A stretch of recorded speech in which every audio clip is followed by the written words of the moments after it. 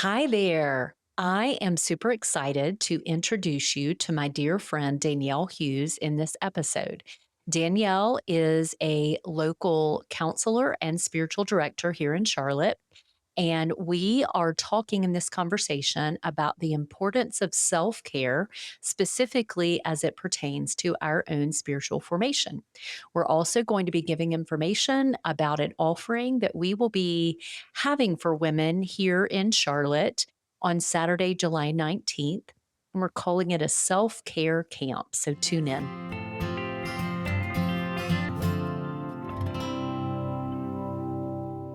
Hey, Danielle.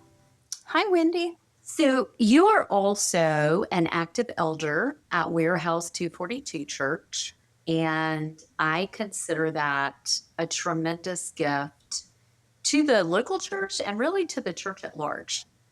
I'm Oh, wondering how you feel about being an elder.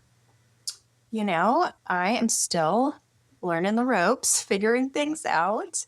It's something that's been on the table, like a question of calling for me for several years. And so, in a lot of ways, it feels kind of like old conversation because Mhm. the discerning process for me took such a long time, I guess, in my opinion. But it feels good and right. And the timing feels good and right now. So I'm learning a lot. And I do believe that when God offers us a leadership position, yes, it is about leading, but it's also about the work he wants to do in our own lives. And so I'm very curious about the work that God wants to do in my life, not just, through me as an elder, but in my life and in my relationship with him. So And to be continued. you just stated very well why I love that you are an elder at the church I attend. So you were one of the first handful of people that I met when I started going to Warehouse. And I was really struck by your warmth and your humility. And that's continued to be something that I've witnessed in you. And I feel like your leadership is very much an alongside. Like I watch you look for Jesus in the reality of your life, and it invites me to a safety to do the same in mine. So I Yes. value those things. And I just love the way you said that. It's not so much about leading and what God will do through you, which he certainly has and will, but it's what he will do in you. Yeah. Yeah. And that's been well, first of all, thank you for saying all those kind things about me, but it's just been my experience in leadership that I have felt called to, that the work is also about me, yeah, growing spiritually. And it's not just about the things that God is asking me, like the to-do list, so to speak. Hmm. So, Yeah. yeah. Well, in an effort to let people get to know you a little bit, and some people have met you. I mean, many people have met you, but some people that listen to this podcast have met you through events you and I have done together. So, a couple of years ago, we did an Advent half day retreat. And this spring, just a couple of months ago, we did a mothering event, which was a half day event as well. And we have plans to do more of those things, which we'll talk about. But for those who don't know much about you, one of my favorite things about you is that part of your childhood connected to AmeriCorps abroad, right? Habitat for Humanity. Yeah, Habitat for Humanity. we were abroad. Yeah. So similar to kind of Peace Corps living conditions, we lived with the people, as they say. We were stationed, or I don't know, we were sent to Sri Lanka, which is an island off the coast of India, when I was 11. We were there for about 2.5 years. And then my dad was transferred back to the Habitat International headquarters, which was in southern Georgia at the time. It's now in Atlanta. And then I did a year abroad for school in Germany. And then I did my last year in Bangkok, Thailand with my family. And they stayed, after I graduated from high school, they stayed probably another 8 or 9 years in Thailand. And that became a home of sorts for me. So I would fly home to Oh, Thailand. to Thailand. So they have since returned. They are in Atlanta. now. But yeah, that is a formative part of, who I So am. Habitat, was it headquartered at the time in Plains, Georgia? It was in Americus, so very close. Americas. Yes. Yes, very close. And that is, we've talked about this, very close to where Chris and I grew up. Yes. And so I remember you saying you came back from Sri Lanka and landed in this tiny southern town. And I think people didn't quite know what to do with you. Like, that was No. a very small world to Yeah. land in. Yes. Yeah. Most of the people that I knew at the time were born either very close to Americus or in Americus, and all their families were there or very close by. My sister is about 4 years younger than me, and the kids in her class, when we returned, asked her how long it takes to drive to Sri To Lanka. Sri It Lanka. just, it would have It didn't taken, I'm sure with register. Google Maps, we could figure it out now. Right. But but it was a 24 plus hour, door to door kind of trip. And in those days, it seems like it took longer. But yeah, so Well, it's you just were, fewer people that could understand what I had experienced. And I think what I had experienced was something that really needed to be processed. Like I needed to yeah. process that. And I just didn't have that. And that was one reason that I sought the study abroad program, was just to be abroad again, but also with a group of students who knew what it was like to live abroad and valued that. Yeah. I will So, I say, mean, Wendy, though, that I uh-huh. met some really great friends in Americus that I am still at least Facebook Oh, friends with today. So there is yes. no shade towards Americus, Georgia, and my Yes, I friends or hear that. experience. I hear Um, that. It's just yeah. when we're raised in the southern part of Georgia, we often don't go very far. And so Hmm. you had had a pretty stunning life experience by that point in time. And Yeah. I just think a lot of kids probably could not relate.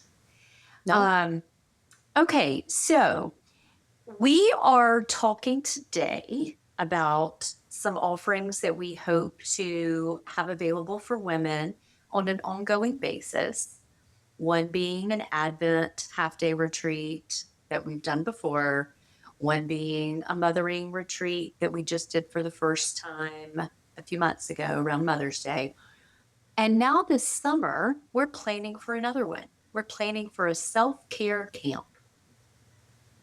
So, what do you I'm want to say about our self care camp? I know. I'm excited about self-care camp. I mean, it sounds like the kind of camp I want to go to, Me which is too, which is why often we're doing it. yes, which is often how these ideas come up.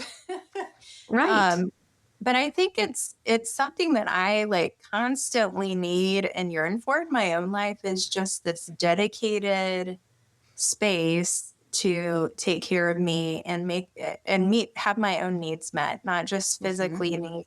physical needs, but emotional needs, and just take some Mhm. space.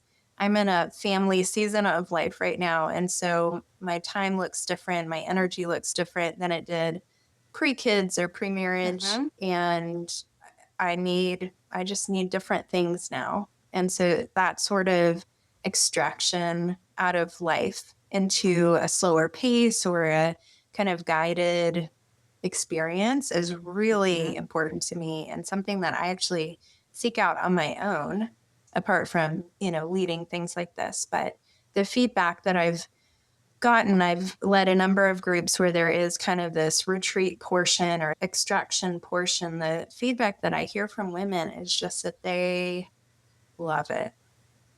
And so I hear that. And I think Yep. it's important that we offer that to more people. Well, in what you and I have talked about, and I think this is maybe more me than you, but I am a collector of resources. Okay. And I know a lot of things to do to take care of myself. And I could tell you all about them. But to get away and practice them takes an extra effort. And so oftentimes Yes. I let the first placate for the second.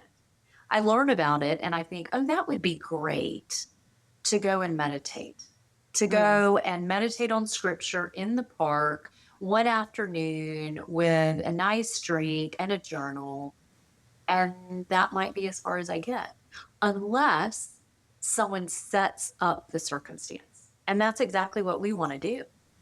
Yeah. Yes. Yeah. Well, let So, me ask you this, yeah. Wendy. Like, how did you learn to take care of yourself? Like, you Mm. have all these resources, but like, how did you get there? How did I get there? Well, I think, okay, for starters, I think this is you as well, but I have a pretty long runway. Like I can do a lot in my own strength. Okay. And I don't always admit I'm just doing it in my own strength. I might give a nod to God is helping me do this, which of course, okay, He is. But it has taken me hitting brick walls Hmm. and falling down and realizing I am out of runway. I don't have any more energy or strength to pour anything out. And so I'm thinking of a couple of times in life in particular where things were not working out the way I longed for them to. And it was over a protracted enough period of time that I came to the end of what I could do. And I remember at one point sitting with my pastor, who was also a good friend, and saying, I have nothing left to give. And so the first thing I did is I just stopped doing everything except for making meals for my children and keeping the lights on and hugging them goodnight. I just stopped doing. And then I realized once I was resuscitated a little bit, I actually needed to receive. I needed to put myself in places where I was receiving life. And so that's, I think, where I started reaching out for people to care for me. Yeah. Yeah, I would agree with the runway. I mean, I think both of us, and I'm sure a lot of our listeners can relate with, a high capacity to Yep. Yep. do a lot of things and then until you can't. Until you can't. Right. Yes. Yeah. And so there was a season, I don't know, it probably started 6 or 7 years ago. And I realized what I was doing is I was collecting mothers and I was collecting them in the form of counselors, of acupuncturists, of massage therapists, of spiritual directors. I was people that would help me organize my house. Like I was collecting people that could tend to the parts of me that were worn out Mm. body, mind, heart, and soul. Mhm. And some of them were my age, some were younger, and they all had the ability to mother.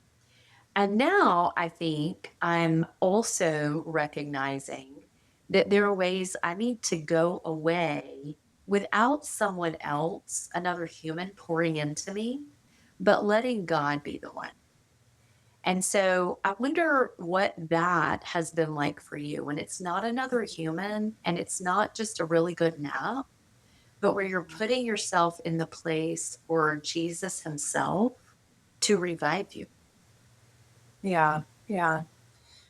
I think similar to you, I have learned how to care for myself in general because of burnout Yeah. experiences, getting to the end of the runway and crashing instead of taking off. Um, and so it's been a slow growth figuring out what does it mean to care for myself? How do other people do that? Of course, the question of is it selfish and feeling like, oh, I don't know if Yes. I'm putting burdens on other people if I go away for a weekend or if I do this. Yes. And so I think both of us probably had to navigate those kind of questions, Yep. as do many of the women I talk to in my practice. Yes. And I have seen with the discipline of true self care that no one is actually thinking it's selfish and that I don't feel like it's selfish. And I'm coming back a different person. So, your question Yes. about letting the Lord kind of be the one to fill your well or your cup. I think for me, a lot of times that means silence. And Mhm. so the question becomes, where can I go, or what is an experience where I can experience, or a situation where I can experience silence, and not not like true sound deprivation necessarily, but there are a couple of retreat centers that I love to go to. And even if there is more of a program going on, oftentimes there are these pockets where you truly are kind of by yourself and there are Hmm. trails or hikes and you can be really on your own in a very still and quiet manner. And so I think silence, I think for me, outdoors, paying attention to things Yes. going on and being very grounded in what's real and here is helpful for me. And I think that God speaks through his creation a Uh-huh. lot and a lot to Yes. me. And so that's been a very meaningful space to feel alone, but not lonely because I'm alone with God. I like that. Alone but not lonely because I'm alone with God. Yeah. Yeah.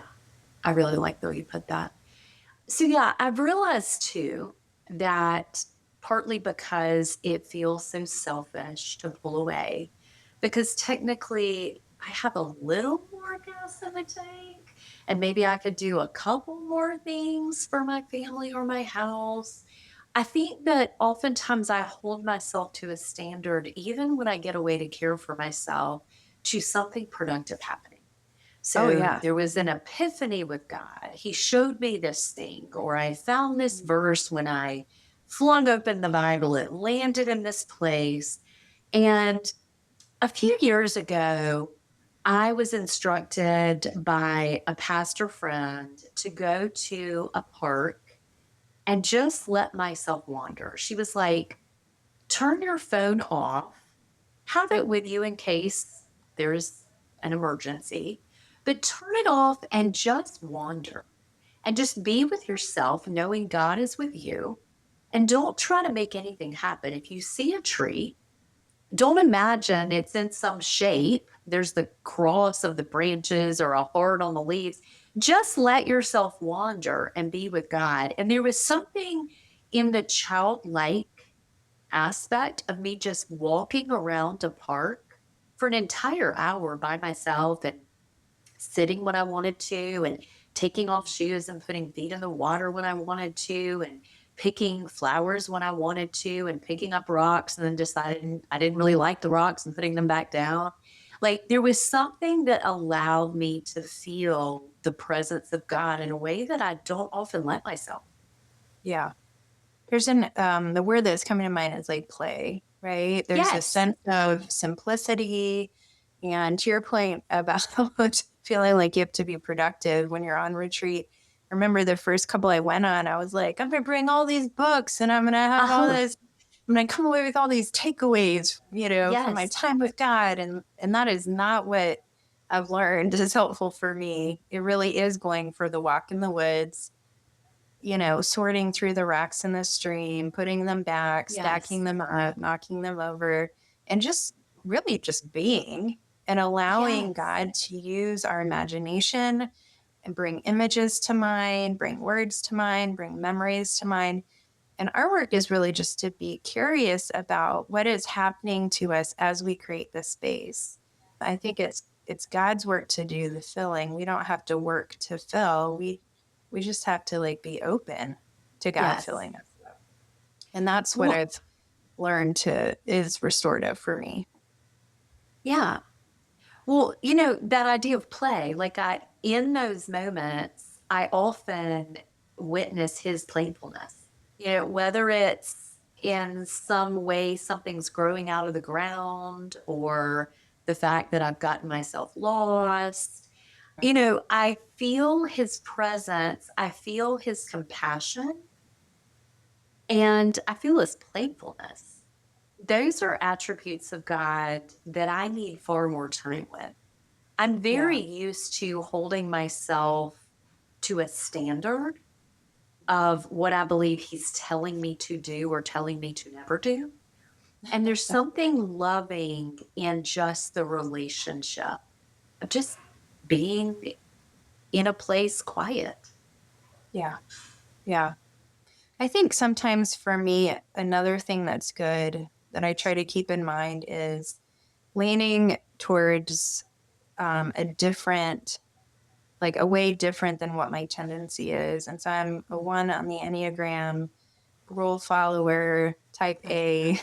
Mhm. And so for me, play, like I have to be very intentional about play, but play is so good. So I know I'm in a healthy spot if I'm able to joke and there's a lightness about me and I'm Uh-huh. playful. And that is a way more balanced place for me to be in. And so even Mhm. in thinking about, or even with our work, well, my work more so with you because you work with children, but like when I work only with adults, and so I'm sitting either Mhm. online with Mhm. people or I'm sitting in person with people, just not a lot of movement going on. And so when I Uh-huh. am sensing that need for restoration and to be filled, it's been helpful for me to learn to lean into movement and to tactile and sensory experiences to do the opposite of what I've been doing to gain some of that balance. And so play and being curious and wandering. I love that Mhm. story about you wandering around the park, having your phone just in case, but like Yeah. feeling the freedom to not really think or be productive, think about anything in, specific, but just like seeing what happens, right? Well, and I realized as I did that, I don't ever have an entire hour where there is nothing that I quote have to think about. Right. There was no laundry to think about switching. There was no meal to think about prepping. There was no phone call to think about making. I was just there to wander, and she was waiting for me with a picnic. And so all I had to do was like make it back to that spot. And there was nothing to prepare for. And the emptying of my mind to let him fill it with his creation and his creative presence was phenomenal. Yeah. Okay, so we are going to offer women more than a walk in the woods, although it could be included. We It don't could really be. know. But why don't you tell the people a little bit about what we're hoping to offer on this half day, Saturday, July 19th, here in Charlotte? Yeah. Yeah. So we are still getting some of the details and logistics together, but our dream and our intention is to offer a very immersive experience where there will be things to experience, embodied experiences. If you've been on a retreat or a mini retreat that Wendy and I have done before, you know that we love stations with some Mm-hmm. embodied experiences where you can kind of go at your own pace. And so there will be some of that and some space where maybe if you just need to sit, you can just sit and Mm-hmm. rest. Or if you need to close your eyes, maybe that is the best thing that you can do for yourself at that time. But it is this idea, it is going to be in Charlotte. And so if you're in Charlotte or in the area, it won't be like an overnight where you're truly getting away and extracting yourself, but it's kind of a mini extraction where, for 3 hours, you don't have to think about anybody's snacks or Mm-hmm. running an errand. Like it really is just time for you to slow down And and that be with said, yourself. Mhm. if you want to tell your family it's all day or all weekend, we will write you a Yes, note. We will do write you it. an excuse. If your family needs proof, we will whip one out for you. But we're trying to offer this in a miniature format so that hopefully it's more accessible. Right. I think it is daunting, even though I have a somewhat regular rhythm of retreating away. It's still difficult to plan and to think, is this right? Should I be leaving? There's stuff Mhm. going on that I'll be missing, or, am I contributing enough? So, I mean, even I think that's just part of the deal is that we're faced with Mhm. obstacles when there's something good that could happen. Yes. And so Yes. we're hoping that if it feels impossible for you to get away overnight or for a couple of nights, that this would be accessible to you. Or if it feels very scary to even be in a quiet environment, because it won't be a silent retreat, but it will be a quiet retreat, that this would also be a less daunting setting Mhm. where you Mhm. can kind of experiment with what this looks like in your life And ultimately, my hope would be that you would feel the nearness of God and some of these experiences that we offer, and then work up to regular retreating, Mhm. whatever that looks like for you. But Yes. this is just a small taste of that. And it's a way where you can, yeah, care for yourself, but also just pay attention to the parts that maybe you've neglected. And so thinking maybe it is thinking about things you need to think about, but it's hard to think about that when you have kids When running around, everything your else. schedule's Right. full. Yeah. So just it's a space. And we hope that you'll join us to kind of relax into it, ease into it. And as we were thinking about putting this together, we were talking about how Jesus himself pulled away. He removed himself from the never ending litany of things that needed to be done, many of which he could only do. And Yeah. he still knew that it was important to pull away. While fully God, he was fully man. And he chose this as a rhythm. And so we want to tell you that while there will be stations and there will be invitations of how to spend the morning if you come, if there are ways you need to come and spend the time, it's yours. So if Yeah. there is a book or there is music or there is a journal, and you need to come and just have access to space away and use it in those ways, you are welcome. There is Yeah. not a test or a requirement of how the time has to be used. We're just going to offer things up that we think might be invitations as a way to commune with Jesus in your good body, but you are fully free. So we will have information for the details coming out both on the podcast, on Instagram, on your website, Danielle, which tell us Mhm. again, your practice is Cultivate Charlotte, but Yeah. tell people your website. Yeah. So cultivatecharlotte.com is the website. And I have a store, if you will, on there. But I'll have information about that on the website. I think we're going to put it in the notes for this Yep. podcast. And Yep. if you are listening, you're likely connected to me or Wendy. Yes, So feel free to exactly. ask us directly. But Yep. as soon as we get confirmation on the location and some of the other Yep. details, we'll get that out. We will let you know. And so for now, Saturday, July 19th from 9 to 12 in the morning in Charlotte. Details to come. There will also be details where you can save the date for an Advent offering. And so that will be forthcoming. But we thought that it would be helpful for people to know what is coming in the future so that if you choose to, you can block your calendar and have something to look forward to. So, Yes. Danielle, anything else as we close that you'd want people to know? Yeah, this was Well, good. thank you for talking to me about it. And I, for one, am really looking forward to the time because just like you said with your eldership, these events I find are more about what God does in me, even as I prepare, let alone the day of. But even as I prepare and spend time in his presence, thinking about what we want to offer, he shows up. So we Yeah. are very much excited and hope we'll see some of you then.